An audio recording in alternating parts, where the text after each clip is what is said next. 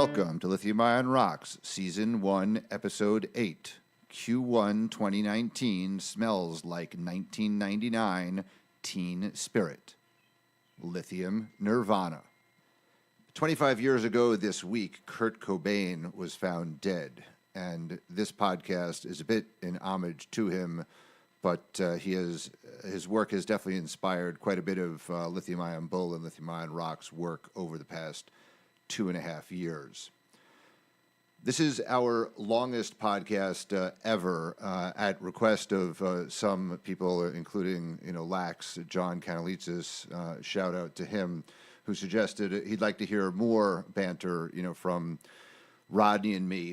So that, combined with a very large volume of information that has come out in the market, and certain writings and interviews that Rodney and I have done, we thought we would make sure were shared in this forum as well for those who may have missed it. So we have interviewed Ken Brinsden of Pilbara for a podcast to be broadcast in its entirety next week. We have a short snippet of it today, later in the program, in particular vis-a-vis their partnering process after they have essentially cleansed the market with finalizing the Ganfeng transaction and putting out scoping study economics. We're going to cover a lot more, LAC news with Ganfeng, Ganfeng's annual report, Ganfeng with Volkswagen, again, Marsha, Ganfeng. But anyway, we have some interesting insights into the brine pumping in Argentina that we witnessed, which has resulted in the Argentine brine stocks have done very well, Lithium Americas in particular, but also Neolithium. So is that sustainable? LAX sold down another 12.5% of Caucharí-Olaroz, basically, and has a new 50-50 joint venture arrangement with Ganfeng, which is also their largest shareholder and senior debt provider and offtake partner. They also announced plans to, highly likely grow from 25 to 40,000 tons, which, is interesting and shows a commitment of Ganfeng to that project. But a little bit of a contrarian bet I see with Ganfeng, where most of their peers are kind of going hard rock. Ganfeng's making, its biggest bet in terms of like real dollars in the ground in, Argentina. A country, that they've not invested directly, significantly in the past. So also a 40,000 ton brine greenfield is very, very large, right? That's unprecedented. If you compare Livent is now, their whole strategy is to grow brownfield, from where they have 20 years experience, 20,000 tons today to 60,000 tons. So the same 40,000 tons, their whole strategy right now is to execute that, and the time frame is about 7 years. And the CapEx for that, they've articulated, is somewhere on the order of $500 to $600 million. So the 25,000 ton definitive feasibility study that LAC is fully funded for, if they go 40,000, it's likely that project will need more capital. But anyway, we'll see a good result, I guess, for LAC, getting, 160 million, actually not going to LAC, but for project development. So anyhow, that's Ganfeng LAC. Volkswagen was in the news with Ganfeng as well, but very prominently, Volkswagen, a major press release talking about security of supply, sustainability, the importance of lithium, et cetera. So we talk a bit in detail on that, as well as the Reuters article where they talk about America kind of waking up to the security and sustainability of supply question with a get-together, with Benchmark in May in D.C. Rodney later talks, he wrote a note debunking, Morgan Stanley's fuzzy math, so we'll talk about that.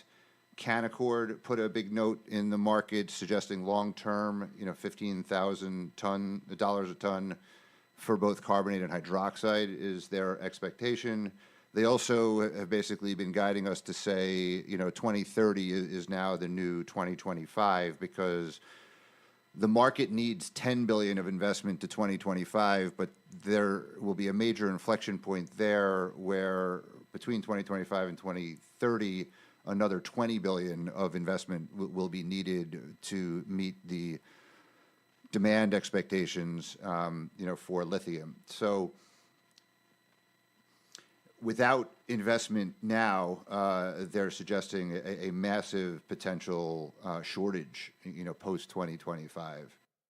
One thing I'd like to comment on Ken Brinsden interview is just M&A, I think, is going to be interesting, potential kind of catalyst by the second half because the Albemarle Mineral Resources transaction has not settled, right? So they've guided that to be the second half. I think $1 billion plus in mineral resources coffers, and there'll be a debt deal that Albemarle does later in the year. I think will just be raise profile to the sector and be a tailwind, and that combined with some outcome on Pilbara as well. Just M&A together with the positive U.S. stock market sentiment, the IPO market's very strong. Lyft, is oversubscribed and priced at the high end of its range. Bitcoin, I see, is woken up, right? So there seems to be a bit of a risk-on attitude. I don't know, could disappear. The markets have this tendency of, volatility, but I think, again, trade deal coming soon. The Mueller report for Trump was a potential negative. It's actually more going the other way on that. So no rate hikes in America. So it's kind of risk on. It feels like it. So that's the tenor of this 1999, the Prince 1999. That's the bullish kind of tenor of this longer than ever podcast. But first, the first thing we're going to do here is I did an interview on Real Vision, which is a venture-funded, New York-based financial media organization that's putting out some really good content. I'd highly recommend anybody subscribe to this service. It's basically only $180 a year, and then you have like full access to interviews like the one I gave, which I'm about to play, but they have very substantial people like Stanley Druckenmiller, Jim Pilata, and a whole host of other very high profile, high quality, and long interviews. They're it's podcasts are great, so these are nice videocast interviews. So with that, if you've heard or seen this already and don't want to hear it again, feel free to just fast forward the next 18 minutes. After that 18-minute Real Vision interview, we then go into first Ken Brinsden, then Rodney's note, then some talk on Volkswagen and Canaccord, and finally some of the smaller deal making and notes for some of the site visits that Rodney has done.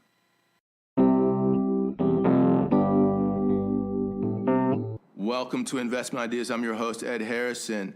We're joined today by Howard Klein, who has almost 2 decades of experience advising clients in the energy and mineral space.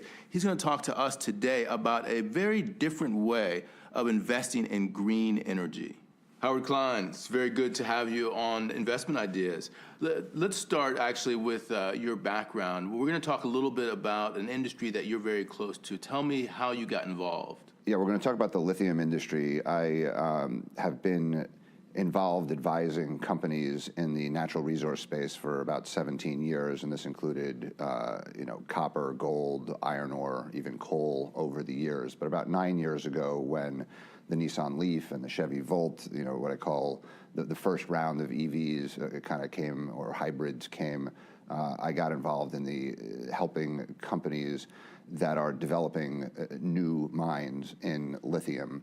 It was a bit of a false start in 2010 period, but Tesla and Elon Musk with the Gigafactory and the success of Model S and then the Model X and now the Model 3 and the transformation in China and Europe toward bringing many, many more electric vehicles to market over the course of the next number of years has led to a massive demand shock to a very small industry, which is lithium. Lithium used to be controlled by three companies, Albemarle, SQM, and FMC. But it was only about a $1 billion revenue market, 200,000 tons a year.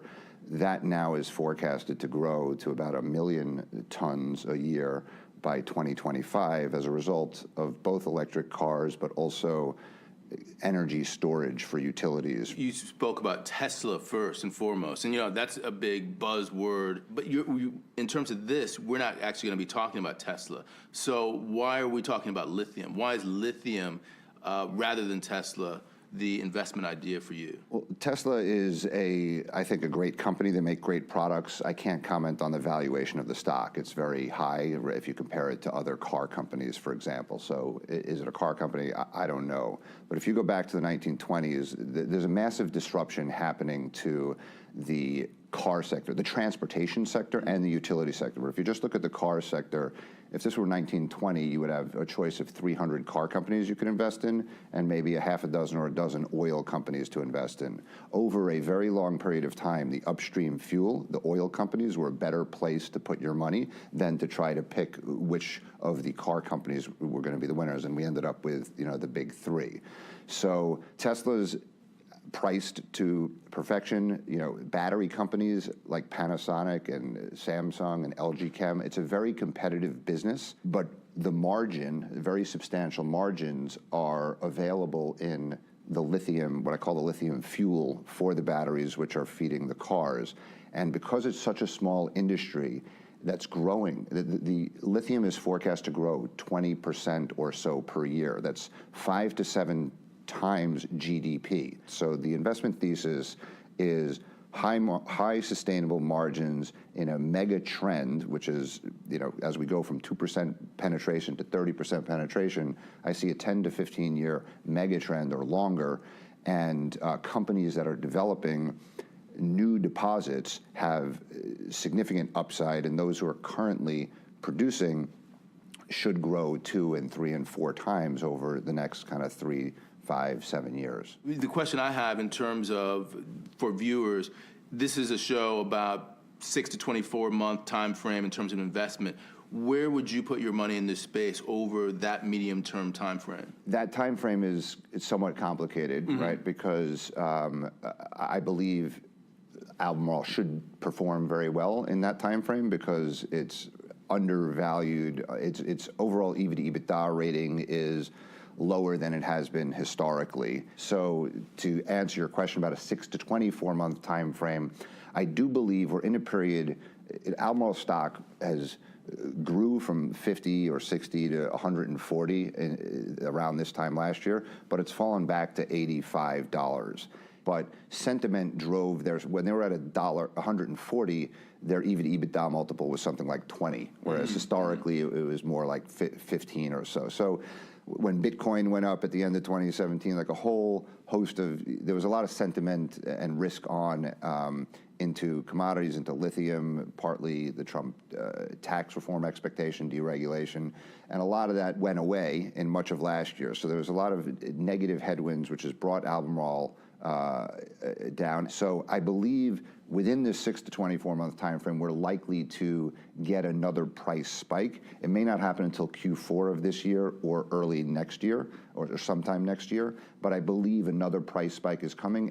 So talk to me about this supply demand. Where is this demand for electric vehicles for lithium coming from? Well, the demand is coming from the electric cars that are, battery factories are being built significantly. So when Tesla announced their Gigafactory in 2014, they were one of 4. There's an industry consultant called Benchmark Minerals, and that tracks this very carefully. So there were 4 megafactories. I think 5 gigawatts or more, I think, is their standard. There were 4 in 2014. There are now something like 71 battery megafactories, about 2/3 of which are in China, but also in Korea. There's some in Poland and Hungary and other European countries.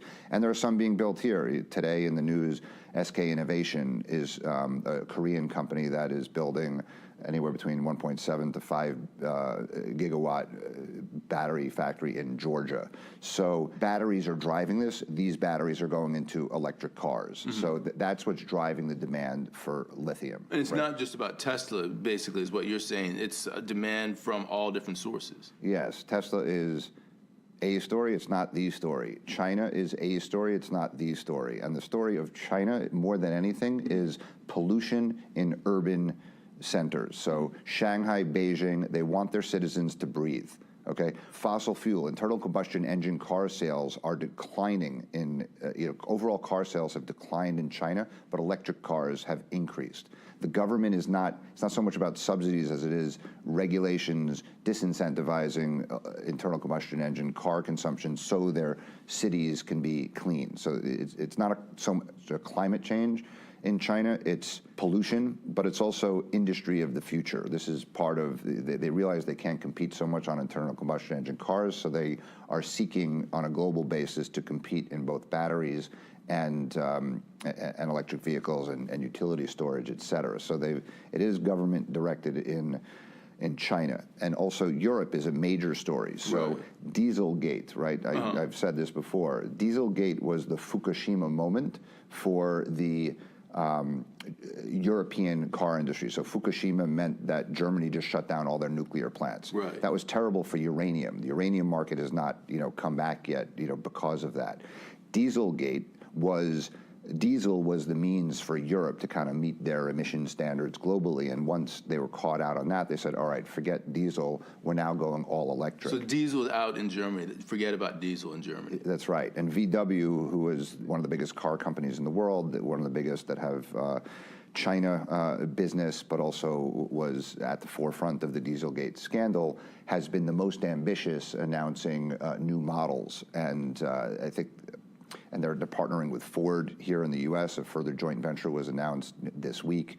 Mercedes and Daimler are talking about collaboration. It's interesting, you didn't mention the U.S. as much. You said Tesla, but you didn't say the United States. That's right. So where is the U.S.? And when you talk about the demand growth story, 20% per year, where does the U.S. come into that? It's interesting that although Obama administration, there are subsidies for electric vehicle purchases that haven't yet been replaced. A lot of this is politics, right? America is a bit of a laggard on this, but at the same time, it fuels further potential upside because the expectations are so low for the U.S. that any change to that is more likely to be to the upside than to the downside. So we started out talking about Albemarle in particular because that's an S&P 500 company. Obviously, S&P 500 means it's a stalwart type of company. This is a U.S.-based company. That's good as one play potentially, but are there other plays that you would consider in the lithium space other than Albemarle? Yes, I think actually it's important to take a basket approach to this investment thematic, and a lot of the companies are listed in Australia or Canada, but for the purpose of this conversation, and I think a U.S. audience, I have a newsletter called Lithium-ion Bull. I also have a podcast called Lithium-ion Rocks, and the purpose of both of those vehicles is to educate what I call this Jane and George battery pack investor. Now, not a Joe Sixpack, but your audience, a sophisticated, self-directed, and most of those people can invest in a Canadian stock, can invest in a Hong Kong or Aussie listed stock. So if you're looking just at a U.S. focus, there are 5 companies that are listed either properly on the NASDAQ or the NYSE. I'm not talking about penny stocks on the OTC. And the 3 that I like most, one is Albemarle, 2 is Livent, which is a spin-off of FMC. It's the only pure play producer in the space, and the stock went public via IPO. at $17. The stock is now at about $12.5, $13. They have an Argentina asset. They have the best technology. They're focused on lithium hydroxide, which is the chemical type that goes into Panasonic batteries, which goes into Tesla. That's about a $2 billion market cap company. And there's one other one which is earlier stage. It's only about a $50 million market cap, but it's called Piedmont Lithium. It's based in America. It's a North Carolina asset. For a long time, actually, 100% of the world's lithium came from North Carolina from the 50s until the early 1990s. It was part of the Manhattan Project. Lithium was used for the hydrogen bomb, but then it had a whole bunch of offshoots into ceramics and glass, et cetera. But the first lithium battery, for Sony back in the early 90s came from ores in North Carolina. So a lot of the lithium development companies have been in Australia, hard rock mines that have gotten financed. What you have in North Carolina and Piedmont is very similar ores to all of the companies that are getting financed in Australia, but right here in America with all of the history. So it's kind of like a back to the future dynamic in North Carolina. And it's not a well-known company. It was originally Australian listed. They only did the NASDAQ listing in May of last year. So it's only been available to trade to less than a year. A Jane and George battery pack for less than a year. But it's getting very good traction. It's still riskier, right? Risk reward, it's 50 million market cap. They're not in production. They won't be in production probably for another 2 or 3 years. They're still drilling. They're acquiring land. But importantly, Albemarle, through a joint venture into Australia, they are investing $2 billion, valuing an asset at about $2.3 billion in Australia, a company that was at a similar stage to Piedmont, only 2 or 3 years ago. Right. So it gives you an indication of the potential upside in an exploration and development story that's possible. And again, so those would be 3 names that I would look at as a way to play this theme. Albemarle probably, in my judgment, has 30 to 50% upside. Then if you look at consensus, it's covered by 20 analysts, right? A lot of them have buys, some of them have holds, but on balance, their target prices are between $110 and $125. So that's a 30 to 50% upside. Similarly for Livent and something with like Piedmont, the upside potentially is substantially more than that, but it comes with commensurate risk. So in terms of this investment thesis over the next 6 to 24 months, when would you consider the best time to sell? When would you know this thesis either it's not working on the one hand, or now it's time to take some profits? It's a hard question to answer. So, like I said, I believe that sometime within a 24-month time frame, we are going to have another price spike. It probably won't be as substantial as this spike we had, this 5 times increase in the spot price, but we will. Because there's not sufficient investment going into the sector, there's the likelihood for there to be a shortage. And if there is a shortage, you have a shortage combined with positive sentiment toward the sector, it's possible that an Albemarle might get to a 20 times EV to EBITDA like it did last year. In that case, I would say take some profits. If something has 30 to 50% upside and it goes up 100%, you should definitely take profits. How would I know if it's not working? I would watch production hiccups, right? And execution. And that's why you need to take a portfolio approach, because if Albemarle or Livent or Piedmont or any other company, it's probable some of them won't execute. So just owning one, the thematic may be fine, but you may get hurt on an individual stock. So I would watch the execution, because it's a volume story in the case of Albemarle and Livent. Can they grow the volumes according to what they have guided the market? In a Piedmont case, it's getting to market. It's getting funded and getting into production and hitting milestones and getting permitted and those things. So it's more like if you can compare it to like a biotech that goes from a phase 1 to phase 2, phase 3, and then gets bought by a strategic, right? That or partners or joint ventures with a strategic, you need to follow those things closely in Piedmont's case. Well, it's been a pleasure talking to you. I wish actually we had more time to talk about the dynamics of the industry, because I think it's a really fascinating story, and hope to have you back at some point in the future. I would be happy to go in greater detail the next time. Thanks so much, Ed. Thanks, Howard. Howard's idea is to gain exposure to lithium via 3 specific investments. If you invest in one company, he recommends Albemarle Corporation, the Charlotte, North Carolina-based specialty chemicals producer that has a constituent in the S&P 500. This is the more mainstream play where Howard sees the potential for gains of 30 to 50%. He would take profits if the stock doubles in the next 6 to 24 months. He also recommends Livent as a pure-play lithium investment spun off from FMC Corporation late last year. Livent is a smaller company, but because of its leverage to lithium and its size, it offers greater upside potential. Finally, Howard also recommends Piedmont Lithium Limited, an emerging lithium company based in North Carolina that hasn't begun production and is therefore the riskiest play of the 3 investments. Piedmont is focused on bringing its mine in North Carolina online and beginning production in the next few years. We now turn to a short snippet on Ken Brinsden and the partnering process that he announced. Pilbara put in the market an enormous amount of news, which will be the focus of next week's episode 9. But Pilbara, for those Jane and George battery packs, trades in the U.S. on the OTC exchange under ticker symbol PILBF. It is also a widely traded and fairly liquid stock on the ASX, ticker symbol PLS. Pilbara's market cap's about $1 billion US.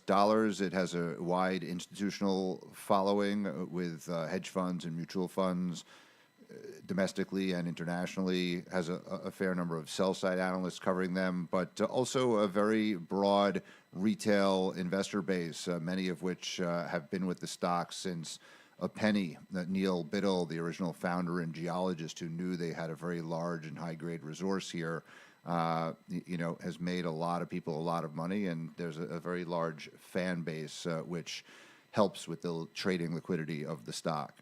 It's just amazing. It's just been in 4 years that this stock has gone from like 1 cent. It's now 75 cents or 80 cents. It's been as high as $1.25. But like, what a phenomenal stock market story. But more importantly, it's a real success in the making. There's fits and starts. Startups are not perfect, but just the rapid time frame, relatively low capex compared to other projects.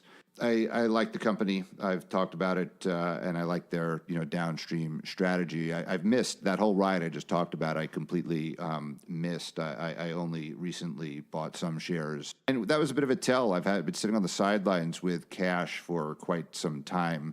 Last year I just had to take some profits, and so I think I traded it reasonably well, not as good as I would have hoped, but have been sitting on a fair bit of cash for the better part of 9 to 12 months. And I've started putting a little bit of it, to work because I see just very positive signs. And we're going to talk about a lot of those. The Volkswagen news this week, the irreplaceable element of the electric era, lithium. That's just what makes me excited. It's 1999. Our objective in launching, or formally launching the partnering process is really to interconnect the future offtake that's available from our Stage 3 project to anticipated chemical facility where we can continue to build out an economic interest in the downstream chemical conversion. And we'd note that as people look to secure offtake, a question that often gets asked is, well, how do we participate in that offtake, and is there the option to co-invest in the mine? So the 3, in our view, are sort of inextricably linked. There is more vertical integration occurring, the quality of the product or products in the supply chain. And one of the ways that both of those objectives can be achieved is with deeper levels of vertical integration. And that's coincident with one of our strategic objectives. We really like the quality in the Pilbara spodumene. We believe our customers feel the same way, and we'd like to leverage that into the value-added chemicals, in particular, battery-ready lithium hydroxide and carbonate. So that's the background by which we're considering the process. And to your question, Howard, well, what does a partner look like? Well, there's several things in that, and I'm not sure it's easy to provide sort of any one answer. I know that there is people with chemical expertise downstream who are looking to secure more raw material supply. Like the idea that we could work with a partner who comes with that chemical expertise and that they value our resource in the ground. Okay, great. And like I said, you appointed Macquarie, who ran a very effective process, it seems, at Wodgina for mineral resources, getting a pretty good price. I've commented about that. So we'll see what the landscape looks like, over the next, I think, mid-year. You said you would decide on the outcome? Yeah, that's right. So we've been working on this process for quite a while, pre the formal launch. Do a certain amount of work to get ready for the process, being able to demonstrate a path through to the mine's expansion with the scoping study, some consideration around what chemical facilities could look like and the scale and potential location of those facilities. And then, of course, establishing a data room so that people can assess the opportunity. The team's been working really hard on that stuff for quite some period of time. And then, coincident with the formal launch, well, that's really the process that Pilbara Minerals has to go through is to, in effect, cleanse the market. And we've been placing shares to Ganfeng. So clearly, the process that we're considering is part of that cleansing, as is other important initiatives that are occurring in the company, things like the POSCO progress of the POSCO relationship, the progress of production at a site level. Commercial production's another important objective and outcome now. It's imperative that we get the market cleansed so that we can continue to progress what's now, in effect, a closed process for the purpose of partnering. We can't really say too much more about it now other than to say that there's a process underway and we hope to achieve useful aims for the future growth of the company. I've called what's happening in the Pilbara the Thrilla in the Pilbara after that Thrilla in Manila third fight in the Philippines between Muhammad Ali and Joe Frazier.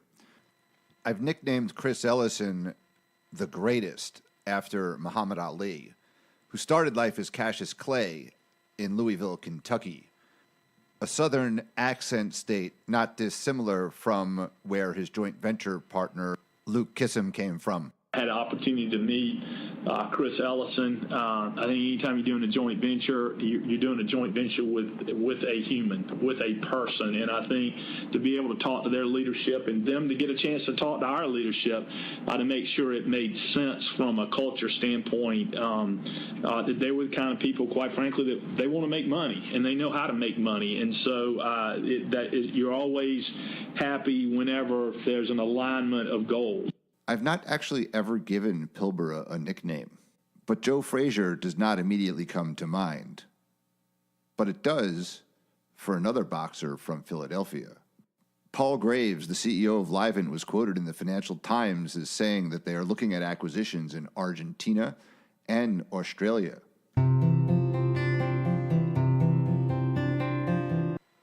Okay, we're about halfway through this longest ever podcast, and the next half is largely just Rodney and me, and various banter and analyses, starting with Rodney's dissection of Morgan Stanley's fuzzy math on the demand side. Yes, Howard, I wrote it, so just to encapsulate the entire argument, Morgan Stanley has a supply in 2025 at roughly 850,000 tons, which is very much market-related. Morgan Stanley also has EV sales in 2025 at around 10 million pure electric and about 4.5 million each for plug-in and for hybrid electric vehicles. And those are, again, very much around consensus and actually, funny enough, higher than Albemarle's forecasts in the slide that they've released in their corporate presentation. The difference comes in demand, and we've got Albemarle sitting at 1 million tons, along with a lot of the other big lithium suppliers, at around 1 million tons in 2025, and you've got Morgan Stanley at 700,000. So we have a 300,000 difference. If you strip out industrial uses, etc., it all boils down to how much lithium will be needed for electric vehicles in total. And when we drill down into that number, it seems that the differential sits with a combination of the average size of battery and with the lithium intensity per kilowatt hour. So what you have is Albemarle at about 0.93 kilos per kilowatt hour and Morgan Stanley that doesn't disclose it.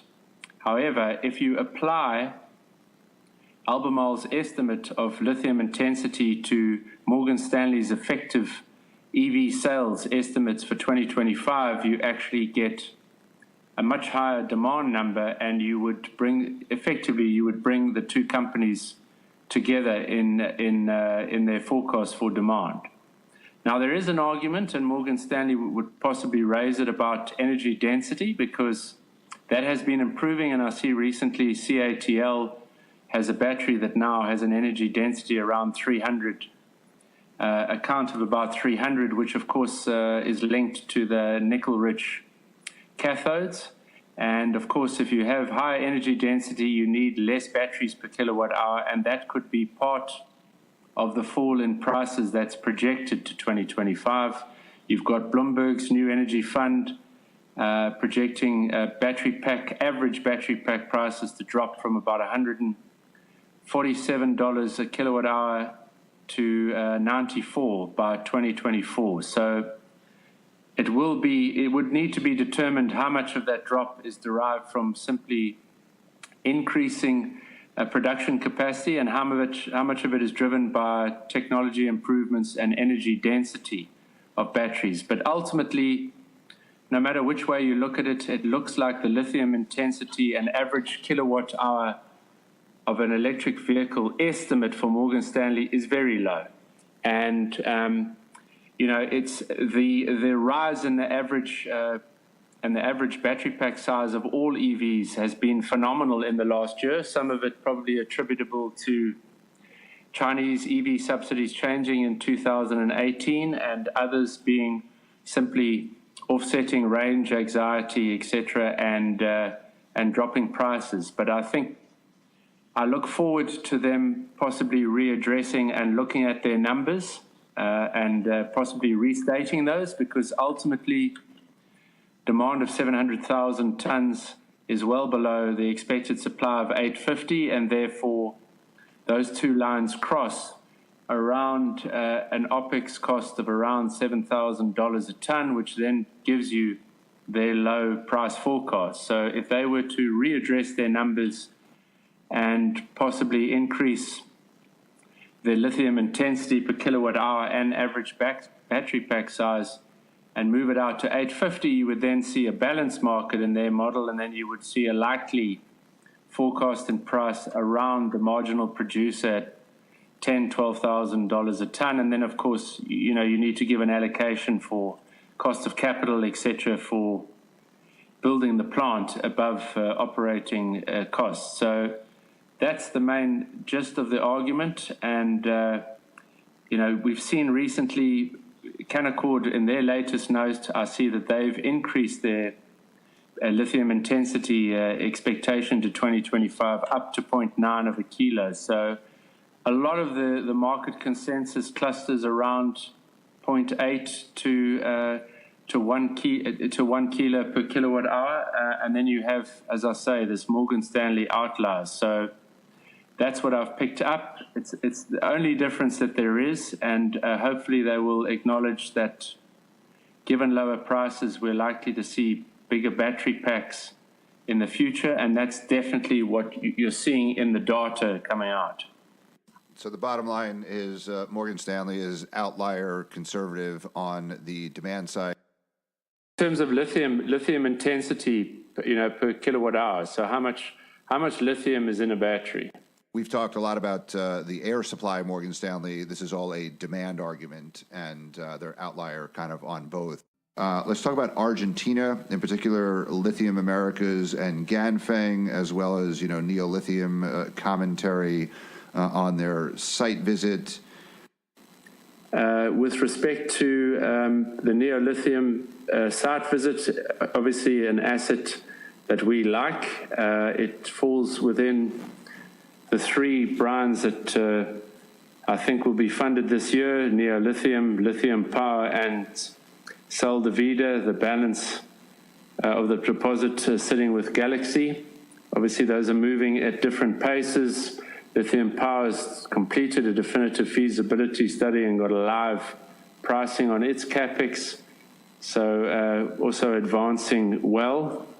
I think Neo-Lithium is a good project, and I expect to see some interesting news coming from them, although they still have some pilot plant work and a feasibility study to finish. The Neo-Lithium and Lithium Power, I know you've written about both of them, and they're geographically very close to each other, even though they're in different countries.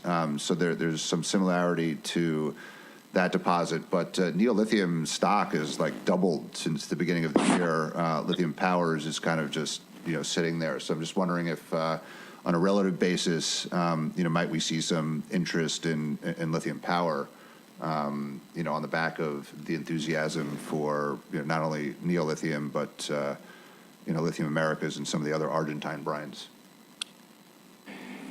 Yes, it'll be interesting to see. I guess it always depends where you are in the life cycle, and Neo-Lithium still in the sort of good news flow as they build up to a feasibility study, but they will still need to do their environmental permitting, etc. Lithium Power is waiting on the final permitting for the lithium tenements, the new tenements, and also the environmental impact assessment. So I think those two are probably the big catalysts for a run-up in the stock, whereas Neo-Lithium has had the good news of a revised study that they released where they shrunk the expected production volume and capex, so their IRR is looking very good, and generating the interest from the potential investment community or a partner for their project. So they're in the good news phase. They've still got to go through all the steps, but again, I think both undervalued relative to their potential. Volkswagen had big news with Ganfeng, but they highlighted, sustainability of supply chain, not only security of supply, but, sustainability, and they referenced, Southern and Central European deposits. What are your thoughts there? Yeah, I thought it was very interesting that clearly in the immediate term, they need to secure supply where it's available. So they've gone with Ganfeng, but they've stated that they've set themselves a goal of promoting lithium production in Europe in the medium term. So that they've mentioned that there are relevant deposits in Central and Southern Europe. So we know some of those names. They're likely to be, the obvious candidates are Savannah, Infinity, and even some of the other projects like Zinwald with Bacanora, that's located in Germany, not far from the auto industry. So it's likely that in the medium term they're going to support those, but for now they have to take lithium where they see it, and that is available from Ganfeng. Europe and what Europe does is interesting and very much something that I think will be an increased focus and something we will talk about in future podcasts. If you look at the valuation of a given company like Lithium Americas or Neo-Lithium, I think Cormark, is making this argument, but others like Canaccord in Canada make this argument, just saying the market is telling us they believe prices are going down to 7,000, and therefore an enormous amount of bad news is priced into the stock. So even if prices do continue to fall from 11,000 to 10,000, the markets are discounting even more aggressive outcomes than that.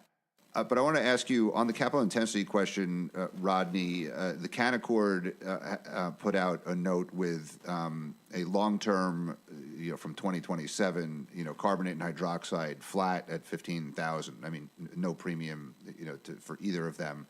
But they had very specific, surprisingly negative short-term to medium-term, price forecasts. I'm an admirer of Reg and Larry's work as well.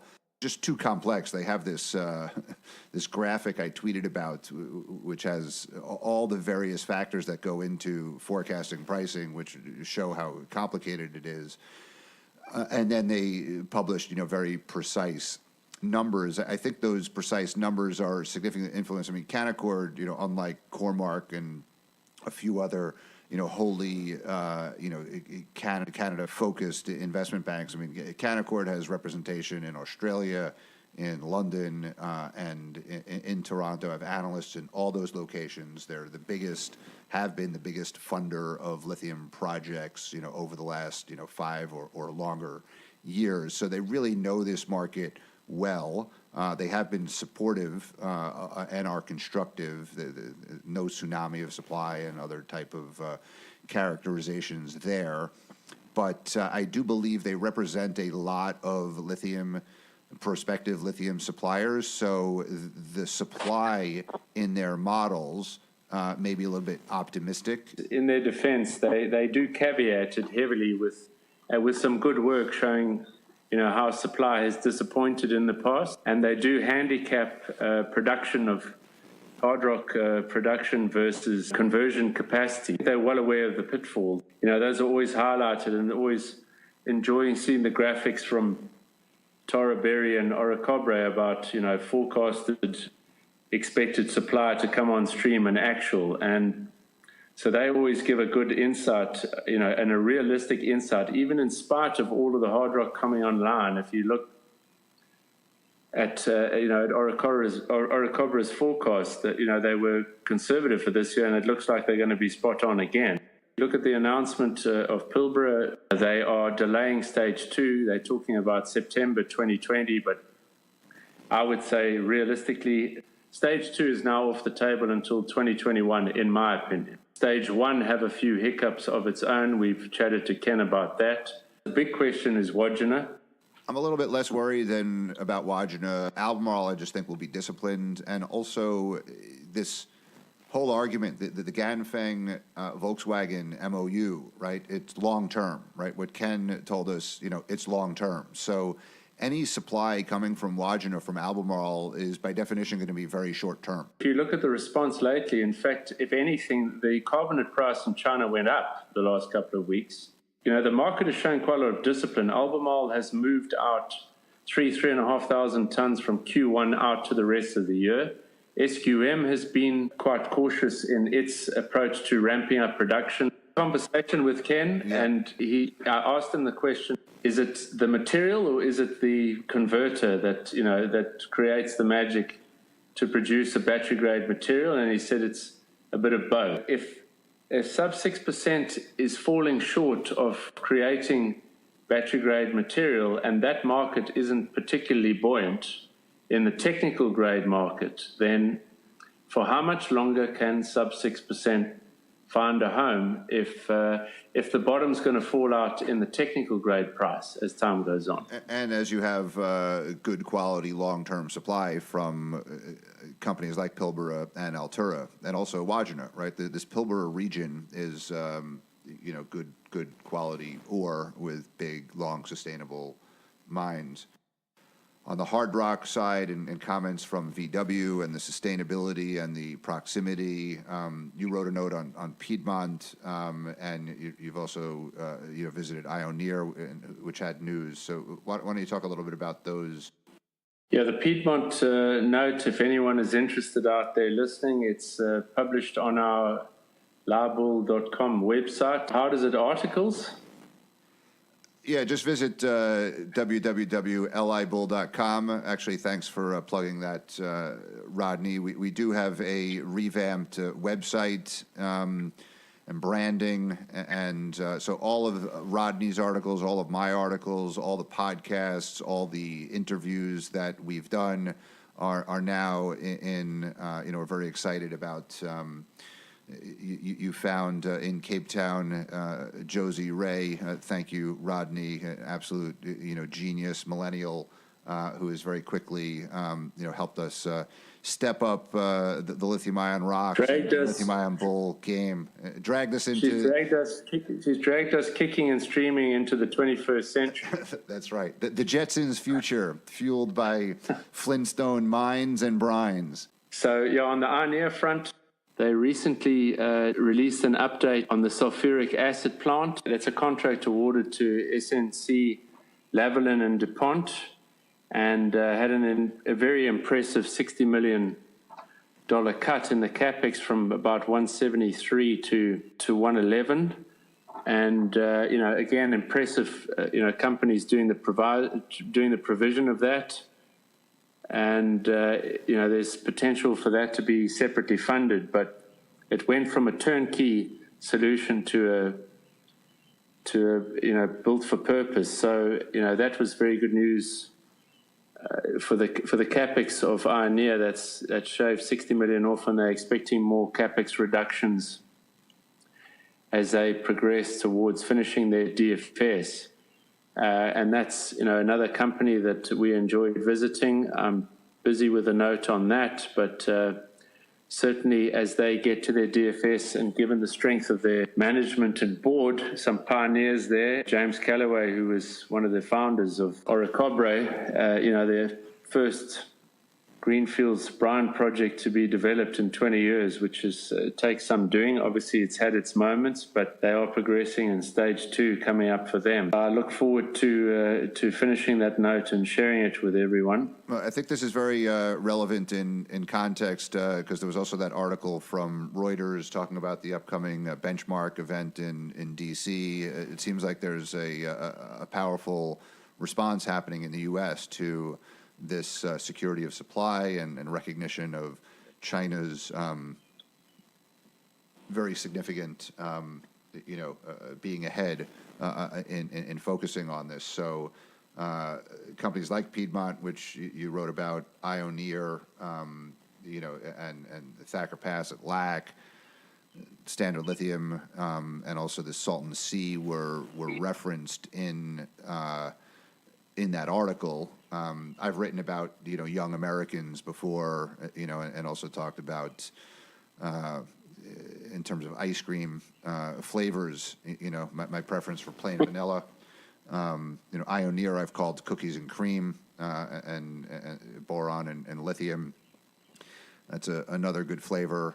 The Thacker Pass, I wrote as Rocky Road. Right, that thing has been 10 years kind of in the making. Both them and Thacker Pass, and Ioneer, do have acid need. So I kind of stopped calling them soft rock, but called them acid rock. But in fairness, Ioneer is not soft rock. Actually, Ioneer is hard rock, and whatever clay they have, again, they're stockpiling, not using. So as I view the landscape of American opportunities, I see plain vanilla, spodumene pegmatite, North Carolina. And again, I would encourage everybody to read your very comprehensive note on Piedmont. So I don't really want to comment, further on that, although I wrote a little bit about it as well in comparison to AVZ. Ioneer is a conventional process on a conventional hard rock ceruleite. Thacker Pass, is arguing that it's a conventional process, which very well may be true, but it's on an unconventional, clay, never been done before. And then, Standard Lithium and Salton Sea, these are also, science projects. And, going back to that note that I wrote, I believe that, going back to Garrett Fueling, a lot of these projects need to be funded, right? The equity market should be receptive. There should be a lot of these things should be at higher valuations so that they can get funded. So this is not to say that Thacker Pass or Standard Lithium, shouldn't get done. It requires a higher cost of capital because it's not been done before. But I believe many, many more projects need to get funded, and the valuations of the companies need to be higher, and investors just need to start funding them. And some of them won't work, right? But so in order of preference, I think the two most likely projects, are Piedmont and Ioneer, and then after that, we'll see.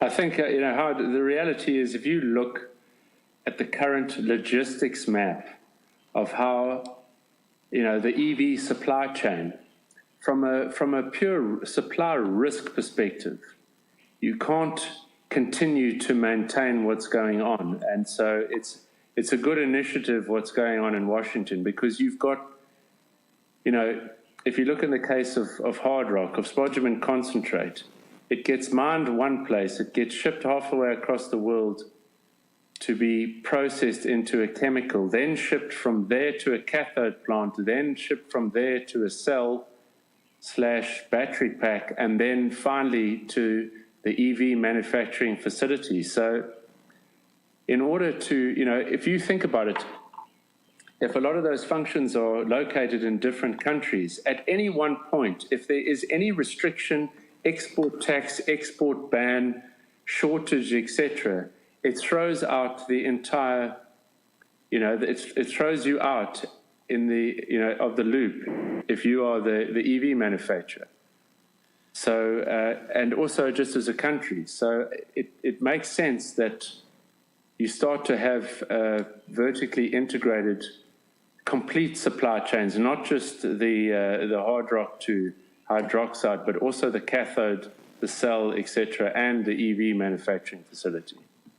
I agree with that, but also from a country perspective, as good and important is this Volkswagen Ganfeng, kind of MOU. Garrett has mentioned this as well. It's not smart for Germany to be wholly reliant on, let's say, China for supply, because contracts could change and supply chains could change, if there were some sort of shortage. So at the same time that Ganfeng doesn't want to get, too much from any one customer, Volkswagen doesn't want to get anything from any one supplier, and therefore, I noted in that Volkswagen article, I counted the number of times I think they mentioned the word sustainable, right? It's very much in the first or second sentence, and it was mentioned, I think, 4 or 5 times. So sustainability is very serious. I think a lot of this, if Volkswagen didn't have to announce this news, I think there's definitely an element of politics behind Volkswagen making such a big, pronouncement here. But nevertheless, it's good for the sector. It's good for the thesis that OEM producing countries like Europe should have their own domestic source of supply of raw materials, and likewise for the second biggest auto market in the world, the U.S. So it's just a matter of time, right? SK Innovation has come with a battery plant. Cathode plants, exist and will, I think, continue to exist in the U.S. And, so it's very exciting times. This industry, this disruption of the transportation industry, the utility industry, is a major shock, as I mentioned in that Real Vision interview, to a very small lithium market, and many, many more projects need to get funded, both traditional hard rock and brine. Hard rock's the easiest, brine, perhaps second easiest, or at least known, but other types of deposits will need to get funded, and different, types. I think the truth, to my mind, of the VW MOU with Ganfeng is in my mind, VW has been the OEM that's been the most committed and the most progressed. Yes, they've stated high CapEx spend in the EV space, but they are the ones, I think, who are actually taking it the most seriously, not having, to my mind, without naming names, you've got some of the other OEMs, German OEMs, basically doing it by 1,000 inches of movement, with basically expanding slightly hybrid, kilowatt capacity, etc., to just meet the EU emission, the emission requirements. So they do the bare minimum just to meet it, in the hope of making a shift later on when batteries are cheap and the economics make complete and utter sense. But that's not how this industry is evolving. It's requiring that you take the leap of faith earlier. And you've seen, I put it in the Piedmont report about how, they have now gone to the VDA and they're saying they must commit to lithium-ion batteries only and to promoting EVs over ICE. So VW is very much at the forefront, and I think they are the first that have actually connected the dots as to what this means for raw materials. And now you've seen it. So I think as others step up to the plate and make the real commitment, they're going to work out that there is likely to be a problem down the line, and we shall see how they react to it, because as we've spoken to it, I guess hard rock offers a quicker route. Pilbara from drill to production 4 years, but we'll have to see how they do that. And before we sign off, just that last point you were making, or the second to last point you were making about VW very much being on the forefront, but a lot behind that. I tweeted yesterday, Benchmark's reaction to this was a scramble for lithium, as others are following, and that comment is similar to what Peter Campbell in our earlier podcast, The Future of the Car, mentioned. We know that China is doing a lot to secure a lot of the raw materials to try and give themselves an advantage over others in this. China strategically has looked at the industry and decided almost to bypass internal combustion engine technology as an area of expertise and try and secure as its national interest a leadership position in electric vehicle technology and some of the materials that go into that. So it's likely there will be a lot of companies scrabbling for these materials in the years and decades.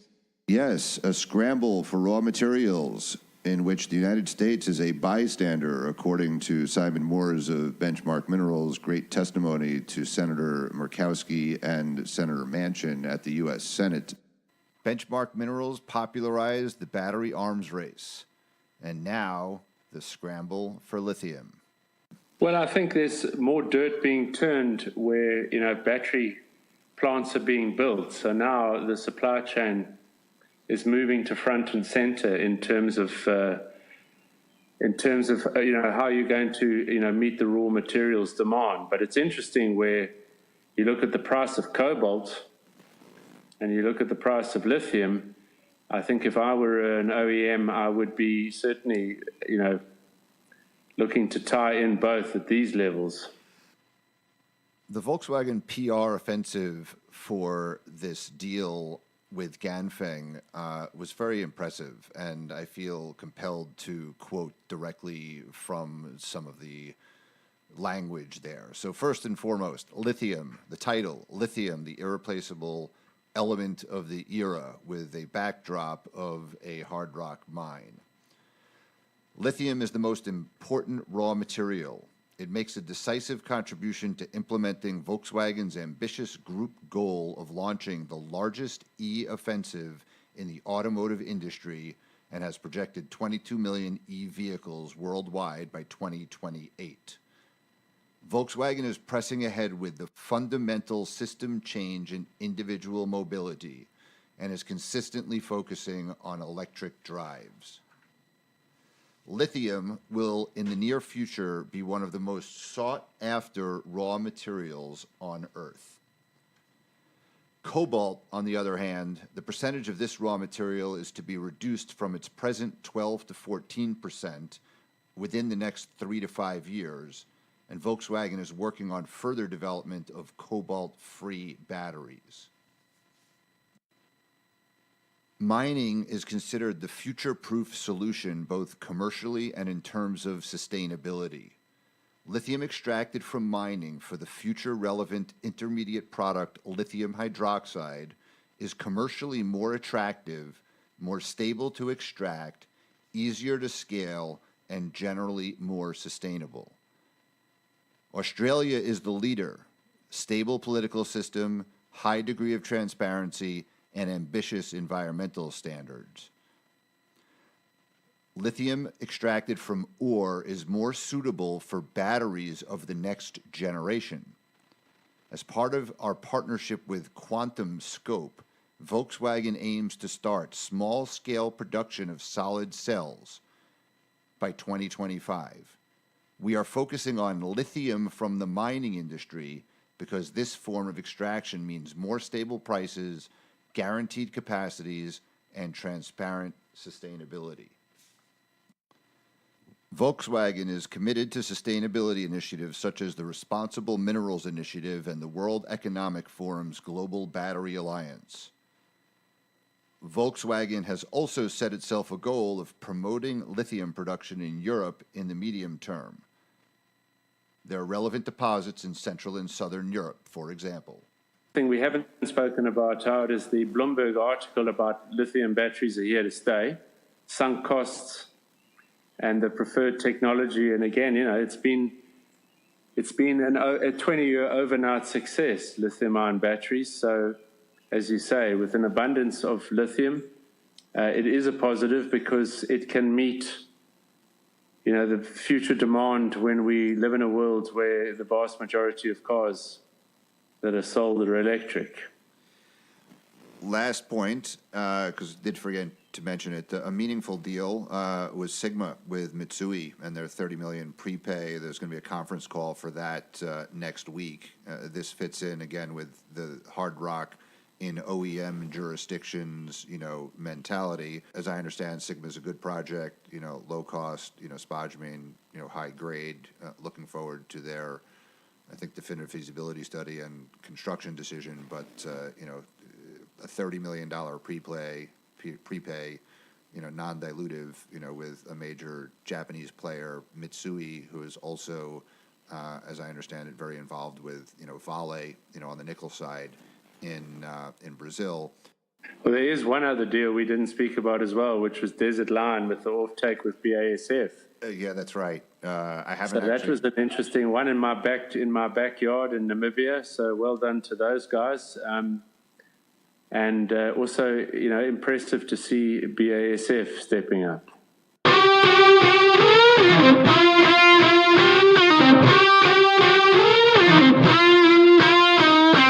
In Lithium-ion Rocks, Lithium-ion Bull, and through our respective LinkedIn and Twitter posts, Rodney and I may share with our audience some rationale for a stock for which we have conviction, to own or not to own.